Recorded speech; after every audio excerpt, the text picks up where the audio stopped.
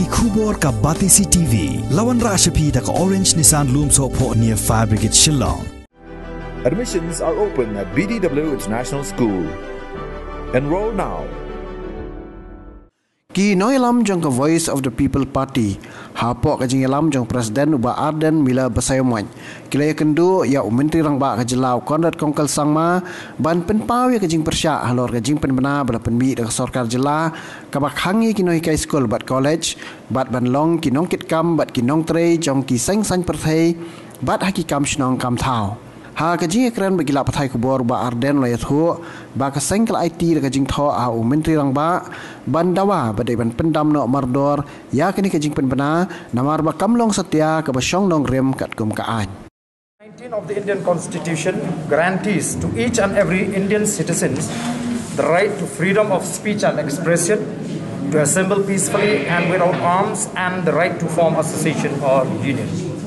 Since employees of government-aided education institutions are not government employees, barring them, as I have said, from participating in election activities is a gross violation of their fundamental rights enshrined in the Indian Constitution.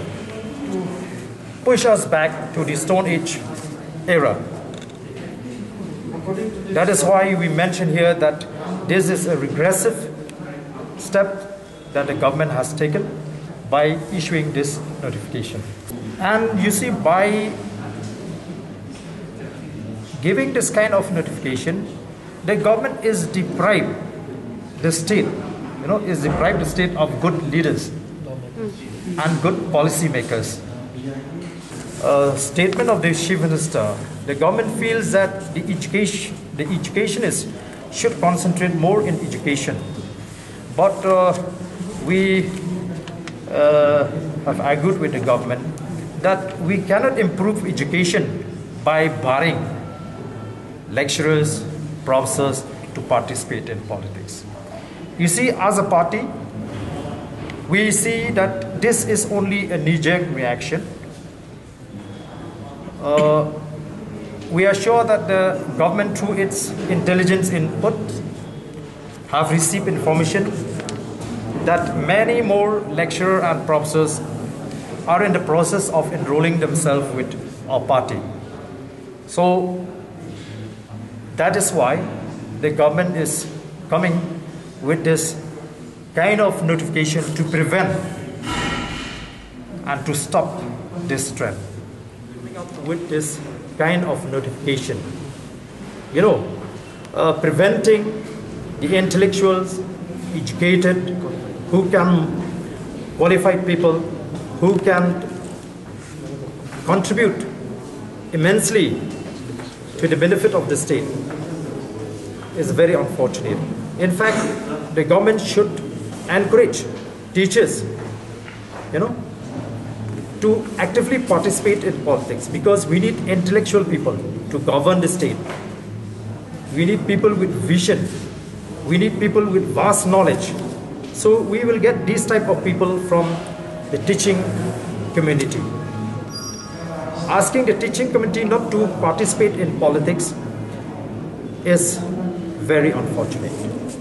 Employees in government aided,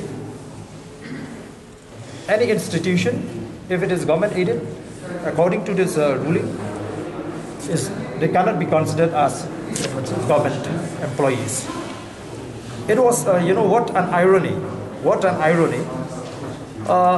When the government always endorse this order of the High Court in one hand and issuing this kind of notification on the other hand. When it comes to the benefits of the teachers, the government always say that they are not government employees. But now they issue this notification barring lecturers, professors and teachers as if they are government employees. So according to this ruling, they are not government employees. Since the Chief Minister has assured that the government will relook, we will see, we will wait for some time, but we will not stop till this notification is withdrawn. You see, as this Guwahati High Court in the writ appeal, as I mentioned, that employees in government-aided educational institutions are not government employees, so they cannot be barred from taking part in politics, even holding the office of any political organization. That is our stand. Teachers in colleges and universities cannot be barred from participating in politics and holding the post, the office in any political organization. That is why we are here to submit this letter to the government and ask the government to withdraw this notification. This irrational, unconstitutional, and discriminatory notification must be withdrawn immediately. This is what we have had a discussion also, brief discussion with the Chief Minister, and the Chief Minister has assured us that the government will relook into this notification. I have also reminded the Chief Minister, in case he is not aware, that the university and college teachers are governed by the University Grants Commission's regulation. Therefore, the state government cannot arbitrarily make rule on the university and college teachers.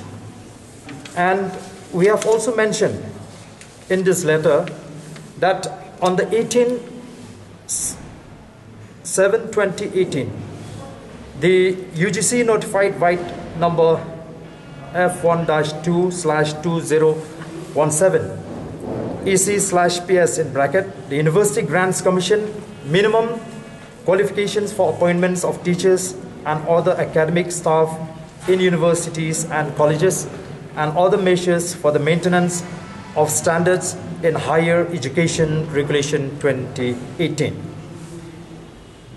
UGC is a statutory body set up by the Higher Education Ministry of Education, Government of India.